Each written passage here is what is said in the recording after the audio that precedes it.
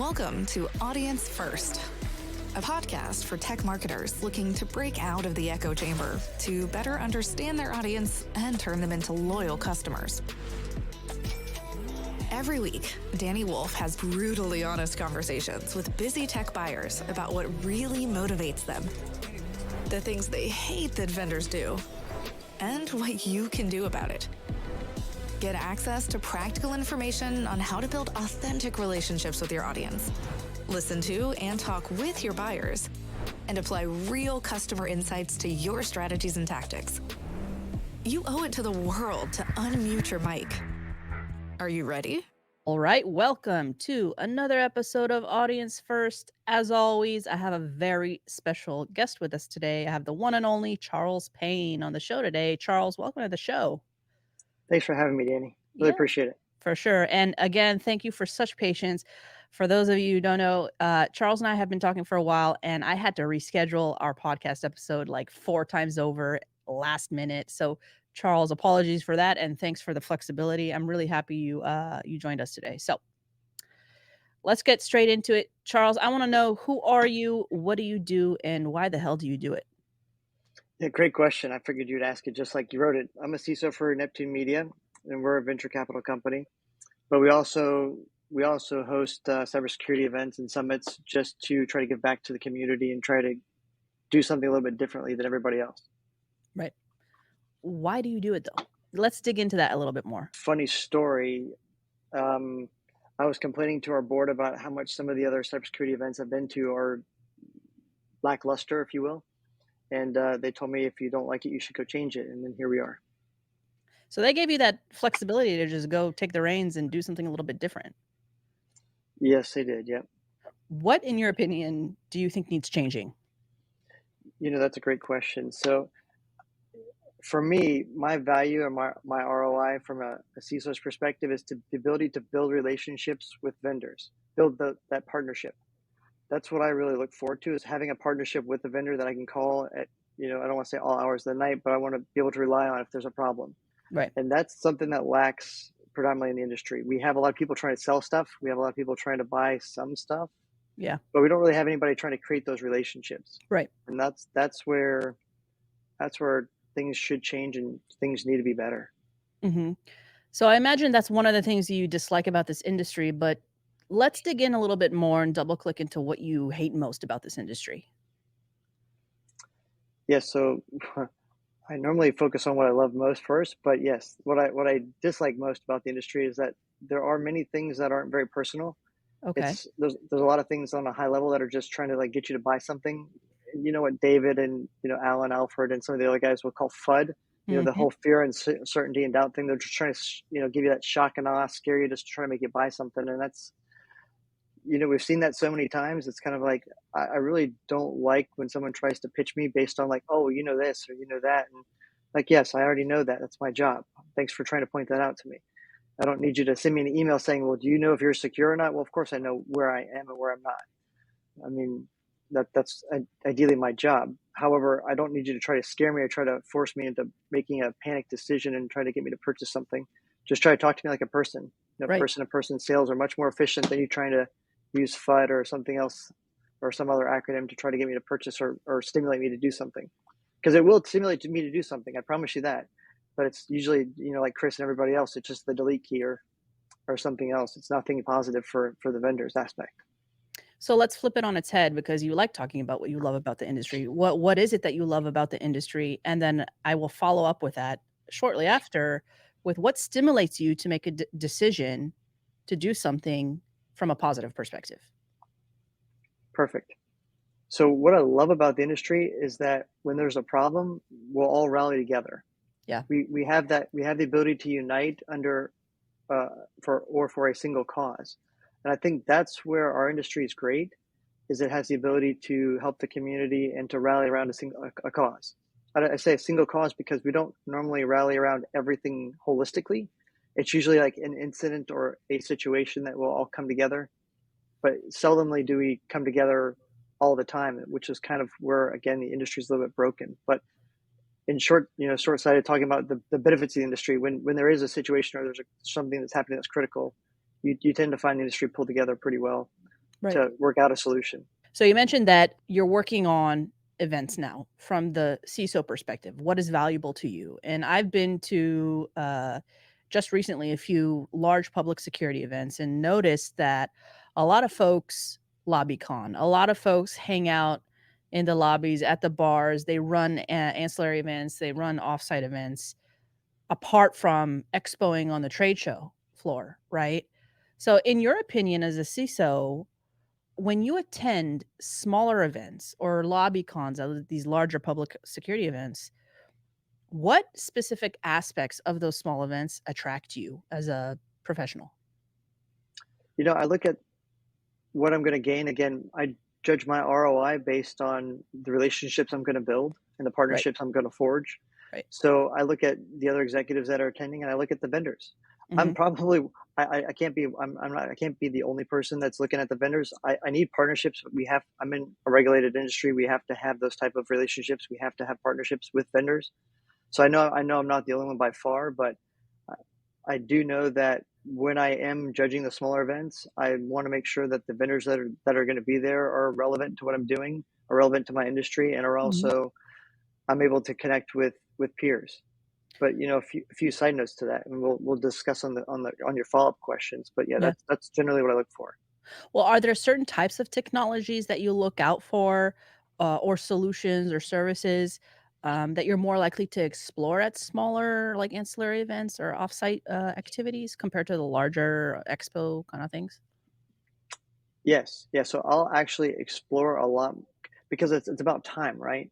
So at a smaller event, I've got more niche time. I've got more time to spend one on one with the vendors. I've got more time to network with my peers. So I have a lot more of an opportunity to explore for something new that I wouldn't have at a normal Black Hat or RSA, for example. RSA or Black Hat, there's thousands of people, thousands of vendors. I don't have time. And on top of that, at a Right. larger event, I'm competing to talk to the CTO, the CISO from the vendor.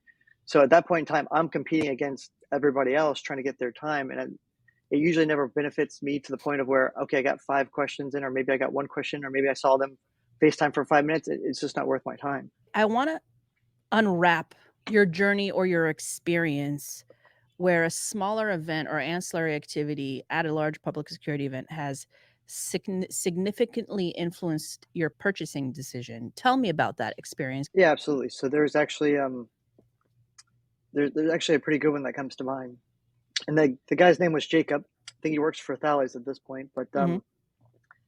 it was one of those things where he was the one of the VPs of the sales for the vendor that we were using or going to potentially use. And it was something where we just finished the conference. We were just sitting at the bar. He Yeah. came over and says, "Hey, can I buy a drink?" I'm like, "No, I'm good. I got an open tab. Do you want a drink?" And then we were sitting there bickering back and forth of who was going to buy the drink.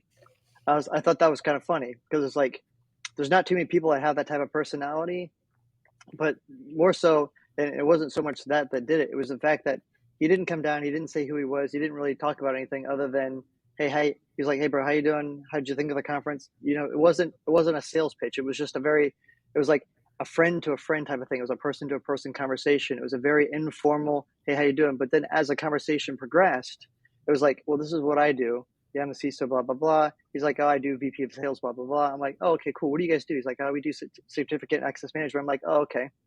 Yeah, Google's messing up some stuff. They're trying to push certificates out every 90 days. That's gonna be hell trying to make sure we maintain compliance with that. He's Right. like, yeah, we have solutions that automate all that stuff. I'm like, oh really? That's kind of interesting. And that's kind of what kicked that off. It was just someone sitting down and saying, hey, can I buy you a drink? I'm like, hey, I got open time. You want a drink? And then just being a friend, just hanging out. I mean, it's as simple as something can be. It wasn't a sales call. It wasn't like a, hey, you should buy my stuff. This is what I do. It was more like, hey, you want a drink? And what happened after that? So you finished that, you finished the drink, you finished the event, you went home. Yeah. Then the follow up started. In fact, I actually started following up with him Okay. because what happens is, again, my normal personality, build relationships, partnerships, etc. So we connected on LinkedIn. I pulled out my phone, pulled out my barcode, and showed him my phone. We scanned each other, and then I messaged him a couple days or a week or so after I came back home. I And that can't remember the exact time period, but yeah. yeah. That barcode, was it LinkedIn or what was it, your, like, digital business card? What was it? Oh, it was LinkedIn. Yeah, LinkedIn? yeah. I found out about that barcode, by the way, at RSA when I started seeing people bring that up. Like, I didn't know there was a barcode for LinkedIn, to be honest. We talked about some mistakes that are being made or some issues that you think are problematic in the industry with regards to smaller events. Chris Roberts and I, other folks in the industry talk about the issues at big public security events and expos. Let's divulge some of the common mistakes that vendors make at these offsite events or at lobby cons or, the round tables, what's above, below, in between events.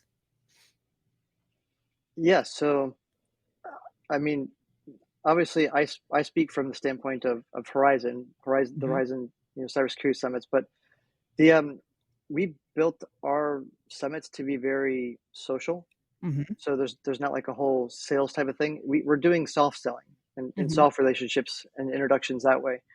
And I've been to many B-sides conferences and some other smaller ones, and I'm not talking about B-sides Vegas. I'm talking about some of the other smaller cities and locations. And you'll see the vendors like sitting behind the table. And like you are never gonna interact with anybody at B-side just sitting by the table by yourself. I'm like that's never gonna work. Mhm. It's like you have to get up and you have to interact. Mm. Same thing with our summits. You have to interact. If you sit there and you expect people to come to you, it's like we're not bees and honey. It's you've got to get up and participate type of scenario. Yeah. So that's one of the biggest things. And another thing that I've seen is when I'm walking by a booth or I'm walking by a table, sometimes if it's a smaller show, they might be slower, and then maybe they're having a employee to employee conversation, a vendor to vendor conversation, and I'll stand there for maybe a minute or so, 30 seconds, and if they don't acknowledge me, I'll tend to just walk on. I'm like, my time's precious too, and I just keep going. So those are the two biggest things or my two biggest criticisms Yeah. for that. Why is it necessary, though, to focus on the soft skills? Because we went through the agenda that's going to be kicking off in Hawaii. We'll get into a little bit of what you're doing in Hawaii, but why soft skills over or soft topics over some of the more technical issues that are being addressed, at Black Hat, RSA in general, which is so powerful and popular for vendors these days. Absolutely. So great question. So most of what we need are some of the other basic GRC stuff. We need like the governance, risk, and compliance. We need the legal tech Right. context. So I mean, I don't want to misspeak here. We actually do have Jeff Sims, who works for Highest, that actually does a lot of the AI and some of the other pen testing stuff. Actually wrote some of the polymorphic stuff with Black Mamba for with Mhm. ChatGPT. So we definitely do have a technical track, and I don't want to detract from that. But what I do want to highlight is we do have a lot of soft skills about where people talk about how expensive it is to hire and how difficult it is to hire. So Mhm. I thought it'd also be important to, instead of trying to have such a churn in the cybersecurity industry, why don't we focus on keeping the talent that we have? Why don't we try to focus on retaining the good talent that we have and work with them to work with us and make our businesses grow? Yeah. It seems like we've got this mentality of like just burn, burn, burn, and then Mm. when they burn out, throw them away, get a new one, we'll hire a new one and keep going. And it's like no, no, no, we got to change this mentality. Yeah. Why do you think that there's kind of this barrier to changing this mentality with regards to soft topics and soft skills in the industry among practitioners and executives, C-level executives as well? I'll admit I'm probably one of the people who see value, and it's kind of complicated, but I'm probably one of the few people who didn't see value in some of the soft topics initially until I started experiencing what they really meant Okay. intrinsically. And I'm like, I looked at it like, okay, because my background, I'm a technical and business oriented CISO. So Yeah. basically, I have the financial acumen and I also have all of the technical skills. So for me, I look at it like, okay, I know this. Let me move on to something else. Yeah. And that kind of gave me a different perspective. I'm like, I already heard the technical stuff. The technical stuff I know. The business aspect I know. But I'm looking for something that's different because what we have right now in the industry doesn't work. If it worked, we wouldn't have such high turnovers. We wouldn't be doing all these massive layoffs, even though cybersecurity is one of the most pinnacle parts of a corporation. You wouldn't see people laying off that many thousands of people in their cybersecurity departments. Mhm. I attribute that to either their management's inability to communicate, or there's another differentiation in there where it doesn't seem like they're having that proper communication. And maybe it's the engineers that are having the issue, or maybe it's the cybersecurity folks, or maybe it's management, or maybe it's a mixture of the both.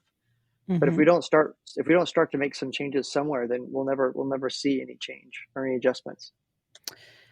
In your opinion, or in your experience, as you sit in your seat right now, and you have several relationships with CISOs in the industry and other practitioners as well, in different varying roles, how is their perception these days with regards to the topics we're addressing right now? What do you see are some of the things that make them tick? Because you do have the Horizon Summit coming up, and my assumption is you're talking to these folks, and what's the perception there? Yeah, I think the executives, as well as most of the vendors, are loving the idea because I mean, even like this, the standard vendor package gives you like 19 hours worth of one-on-one time, and I'm not saying that just to create a stat. I mean that is what it is. It's 19 plus hours of one-on-one time. What's that really mean? That's per employee that comes.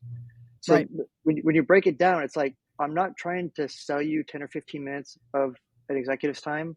I'm trying to get you to go have lunch or dinner with the executive and just go be a person, go have that human interaction, build the relationship. Yeah. And I focus on the aspect, and this is where a lot of the other executives pretty much agree with what I'm saying. And then the vendors do too, because once I explain it to the vendors, they seem to understand what I'm talking about. Right. But it takes me to I usually have to speak to the CEO or the CFO before it actually clicks. Yeah. I have trouble speaking to marketing. It's the CMO. For whatever reason, we don't click. But Interesting. I understand the business acumen of it. So I can talk to the CEO and the CFO no problem all day. And they're like, look, here's the thing. From a vendor's perspective, let me address the executive's perspective first. The executive's perspective, I measure my ROI based on the relationships and the partnerships that I can build. And that's how I look at if this trade show was successful or not. What's my return on, and I say investment, but I really mean my time. What's the return on my time, or what's the return on my investment? Right. From a vendor's perspective, they actually measure their return on investment in dollars and cents. Right. And I'm not saying that that's a bad measurement, but I had another executive reach out to me, a vendor, and they're like, by the time we calculate all this lead gen, we go through all of these things just to finally get the meeting with that person, and then you add all that up across all the people that we're going to meet at one of our events. It's kind of like it would have been cheaper just to come to the event to begin with and see everybody face to face as it was to go through that trial and tribulation of just trying to get a virtual appointment with them. Yeah. So going back to reiterate, a vendor's ROI and their metric is realized by creating the relationship with the executive, just like the executive wants to create the relationship with the vendor. But the flip side is it works both ways. So when I leave Neptune Media and I transition to my next project in 2 years, 3 years, whatever the case may be, or 6 or 12 months, who knows, whatever the case may be, probably 3+ years though. But the point being is whatever technology stack I have here, I'll take with me to the next place I go, and vice versa. Right. So here's what also happens. Now the vendors also got repeat business because whoever I do business with today, I'll do business with tomorrow in the future because I've got that relationship already established. Right. I don't want to rebuild the wheel. I have no problem forging the wheel the first time. Great. But I don't want to continuously rebuild it. I don't want to continuously repair it. It's buy it once and use it many times is kind of the process. And the same thing applies to the vendor. So the thing is when I make a relationship with the vendor or that person at that vendor, when that person changes companies and they go from, company A to company B, it's very possible I might switch my business to company B. Right. Or I might now start doing business with company B if they're not in competition with company A. Mm-hmm. And there's plenty of people I've done additional business with based on the relationships that I had with that vendor or that person that was at that vendor Mm-hmm. for that very reason, because it's a relationship. The relationships are what I value. It's Right. it's kind of like when people buy in and sponsor the Horizon Cybersecurity Summit, they're not buying into the summit. They're buying into me. They're buying into the other people. They're buying into basically what they see and what they perceive as the face of the company, which at the moment is me. Right. So, I do. You mentioned something super intriguing to me. You mentioned, okay, you have no problem getting, into the CFO and, getting into the CEO. They understand the value there. What is it about the conversations that you're having with the marketers that prove to be difficult? Like, what are the barriers you're getting or objections you're getting from the marketers when you talk about the ROI of events like Horizon or similar? I'll have a vendor tell me that it's too expensive.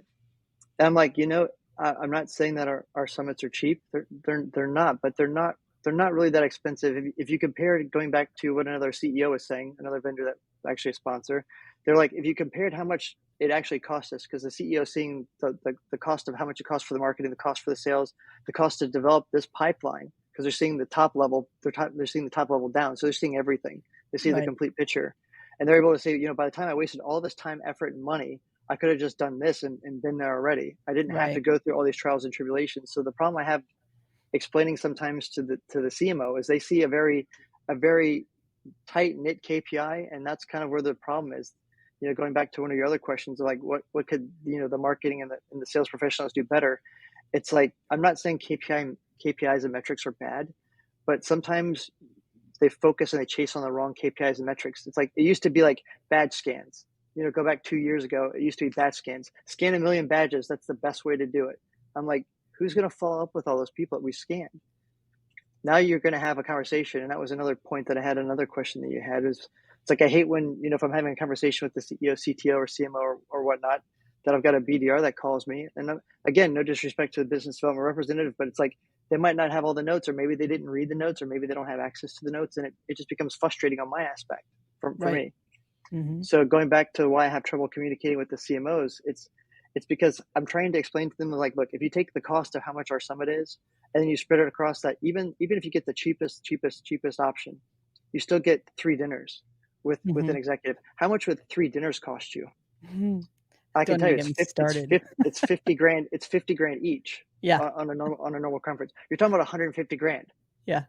Our normal packages aren't even are crazy. They're so much less than that. It's not even funny. Yeah. You can get started for a tenth of that. It's dumbfounding. It's like when they measured their KPIs, it's like they have great goals and great intentions, but their metrics are just outdated. They just need to be updated. It's I kind of compare it to like just shooting in a barrel at that point. Like if you're going to an event like that, you're surrounded for 6 days with Fortune 500 CISOs who are on an island, and you yourself are there with an opportunity to engage and build relationships with. Again, that's like shooting in the barrel. Come prepared, understand where folks are at any given moment, prep yourselves before the event, come ready with your value proposition. If you're going to expo, come ready with the technical chops. I mean, that to me, that's like a no-brainer. I don't know. If I were in someone's shoes, I looked at the cost of Horizon, so I was like, if I were in someone's shoes off on working for a vendor, really, it's a no-brainer. And Oahu, I mean, come on. Absolutely.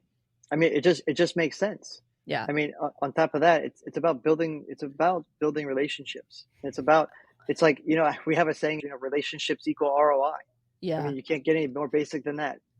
But how do you scale that? Because everybody talks about, okay, I got to scale the business. It's not scalable, blah, blah, blah, blah. How do you scale that? Like, yes, it's quality. How do you make it more systematic and scalable? You mean, how do you scale Horizons? No, in general, like, we talk about relationships. How do you scale relationship capital? You don't need to scale a single relationship, but you need to build multiple relationships. And then that's kind of where the person that you send and the person that attends the summit is critical.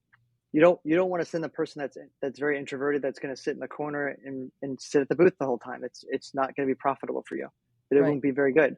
Right. And it probably won't be very good for them either, especially in a social setting. But if you send someone who's like a social butterfly, or someone who's more outgoing and advantageous, or just likes to have a conversation, they will be successful. It's a networking event, essentially. Right. Now, you mentioned earlier a keyword that I really liked: follow-up. Okay. In your opinion, what is the key to strong follow-up post-event, whether large or small, in the security industry? Right. So my take on that is, if I had a conversation with, Bob the SE, then I would like Bob the SE to call me. Mm-hmm. I don't want somebody else other than the person I was having a conversation with to call me, because then I've got to repeat and reiterate everything I've already explained the first time. Because notes are only so good. They're only usually touch points. They're never fully accurate or complete. Right. So at least if Bob, and I'm making up a name, Bob, but if Bob wrote the notes, he'd be like, oh, okay, these are the touch points I was talking about. Oh, yeah, that's the conversation I was having with that guy. So it gives them the ability to recall the conversation. I don't have to repeat everything again. Right. It's not like I'm starting a brand new conversation from scratch.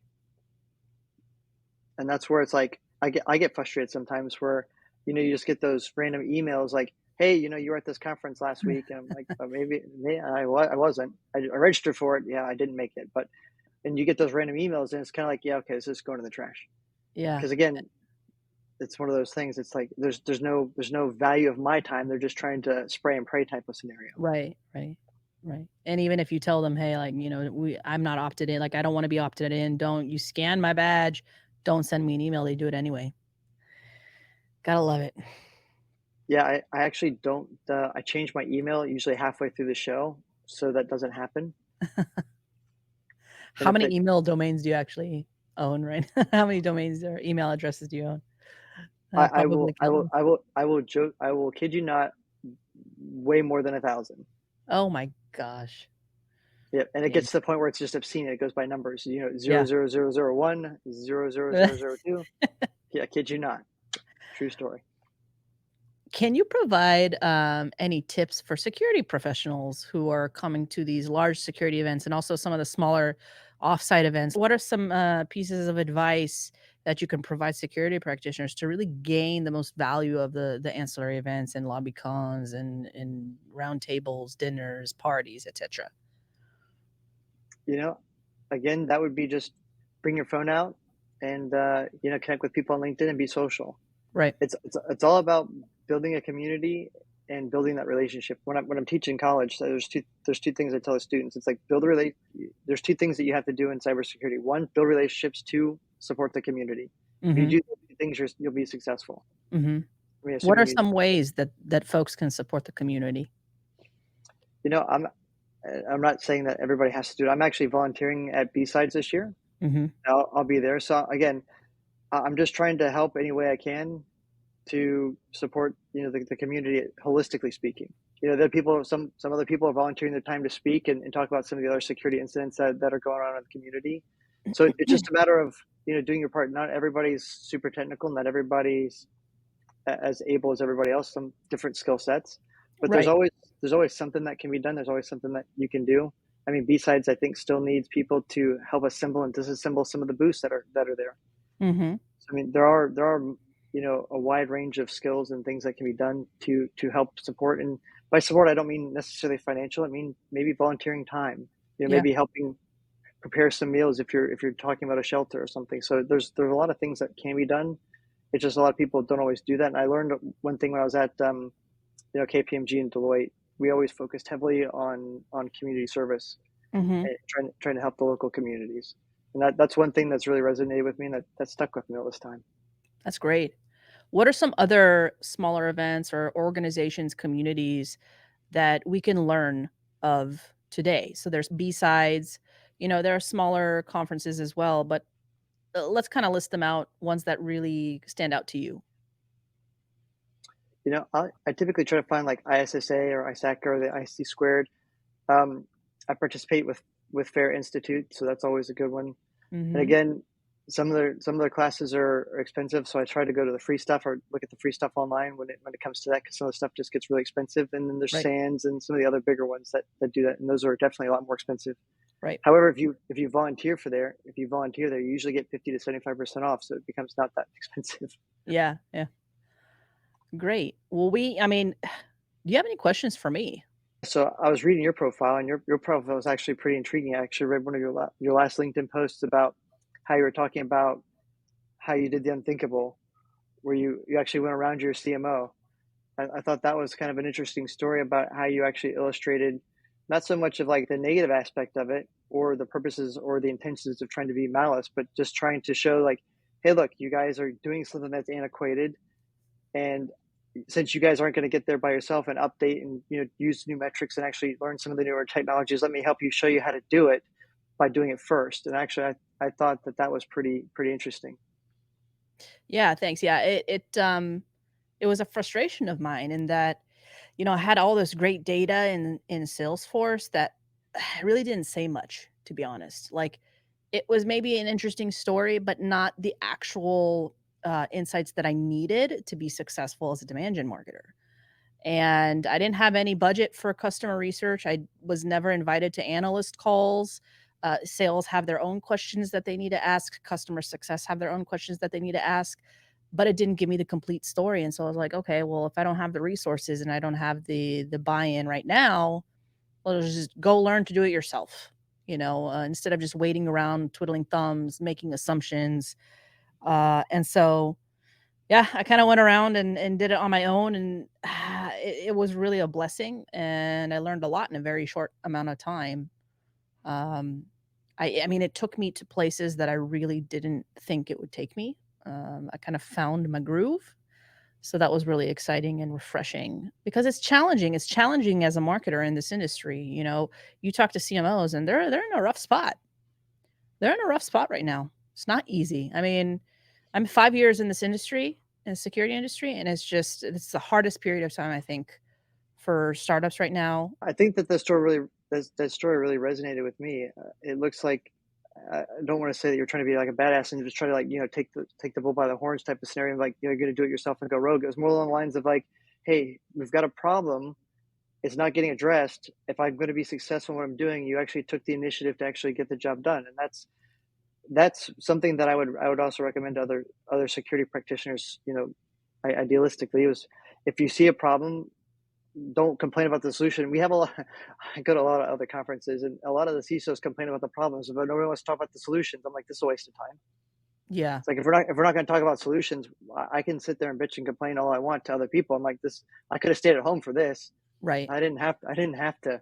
I didn't have to come here. So it's like it's one of those things where it's like, yeah, we talk about problems, especially at the Horizon Summit. We talk about problems, but we also provide solutions. We talk about solutions and ways to cope, ways to deal, and ways to address certain situations. Right. And that's where another thing that I found was broken was like everybody complains about problems. I'm like, yeah, I know stuff's broken, but tell me over and over again it's broken. It's not helpful. Right. Unless you're going to follow it up with like, and the solution is, it's kind of a counterproductive type of scenario.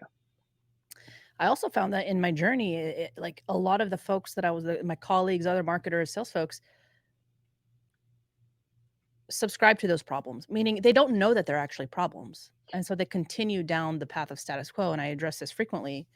And so when I started learning all these great things from buyers and just learn, in my journey of pursuing customer research, I was like, okay, hold on.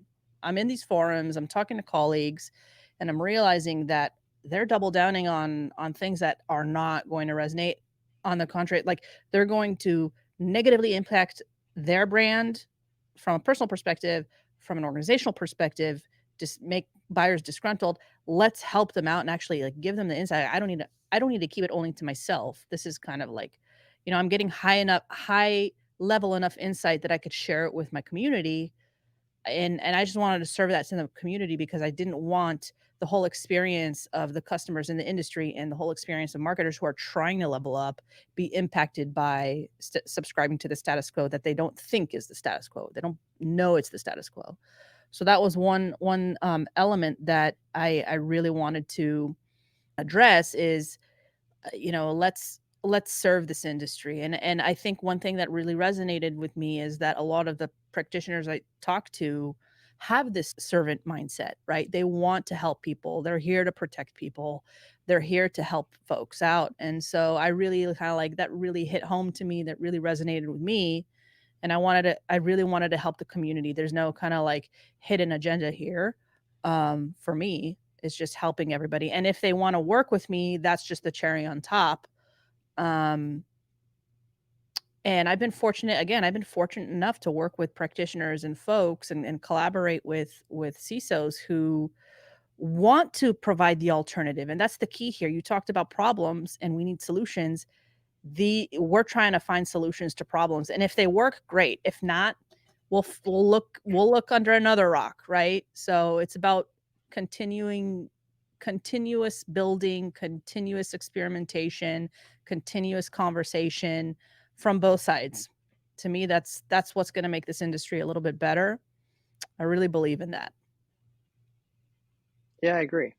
Yeah. It's kind of like the whole CI/CD pipeline type of thing. It's like, yeah, you're continuously improving. Yeah. So we always should continuously improve as a community. If you look back at what the red team, or you might say white hat, black hat, do differently. Like the black hats, the I don't want to say peer groups or hackers, but basically, if you look at like the adversarial type of connection, they'll talk amongst themselves in the forums like, hey, look, I got into the firewall this way. If you do this, that'll at least get you to stage 1. I don't know about stage 2, but they'll communicate. So what I'm trying to say is, in their adversarial groups, they'll actually communicate, and they'll have their little chats. What we will not do on the white team, or the white side of cybersecurity, is communicate. We have InfoGuard and FSISec and all this other stuff, but maybe I delayed my TTPs and my IOCs to the boards just because I had to sterilize it, make sure it didn't conflict. And by the time I got it to the board and they replicated it back out to another financial institution, they already got hit.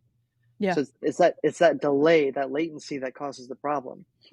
It's like we don't openly talk about stuff, and if we do actually disclose stuff, it's like how much of that stuff that happened was really disclosed, and the answer is probably not 100%. I mean, generally speaking. So it's like we've got that problem. We've got that ability to share data and that communication problem in the industry. The hackers are talking amongst themselves. They're talking about what's working and how things get done. And on the other side, they don't talk about anything. Everything's like sealed lips, never happened, closed doors. And it's like, yep, if we keep this mentality, we're never going to win. We can't win. Right. It's kind of like you were speeding down the highway, and then you see the police officer coming behind you. It's like, yeah, you might have a super fast car and you might be able to outrace them, but they got something you don't have. It's called a radio. They can call ahead to the people down the street, and you cannot run the radio. And that's kind of where the bad guys kind of use the same thing. They phone home, or they phone each other and tell each other what they're doing and how it works. And we pretend like we don't have phones, we don't have radios. Like we just keep everything in isolation. I'm like, this is never going to work. Right. But I love that analogy. I couldn't agree more. We are headed towards the end of the session. We could talk about this for hours, but I do want to know, is there one thing you want to impart on the audience today before we sign off? Absolutely, yes. If they haven't registered already for the in-person aspect of it, or if it was full, I can't tell, they should definitely register for the virtual aspect of the summit. Tell me a little bit quickly where they can find information about the summit, Horizon Cybersecurity Summit, when it is, where it is, and just kind of a quick overview. Yeah, absolutely. So the website is horizonsummit.org, and it is October 1st through October 6th at Turtle Bay Resort in Hawaii. Amazing. I am looking forward to being there. Hopefully I'll be able to provide some valuable information to a group of CISOs, make some connections, hang out, have a good time, learn a lot of new things, and gather some insights there. We'll drop links to the summit registration form below in this episode. And where can folks find you, Charles? I would say the place that I'm most active is probably LinkedIn. So on LinkedIn, they can look for NYL, so also stood for New York Life, and then Charles Payne. So NYL Charles Payne. Nice. Yeah. Well, Charles, this has been an absolute pleasure. Thank you for joining us today on the show. You're always welcome back. I agree. I really appreciate your time today, Danny. Thank you. My pleasure. This has been another episode of Audience First. We are out. Thanks for tuning in to this episode of Audience First.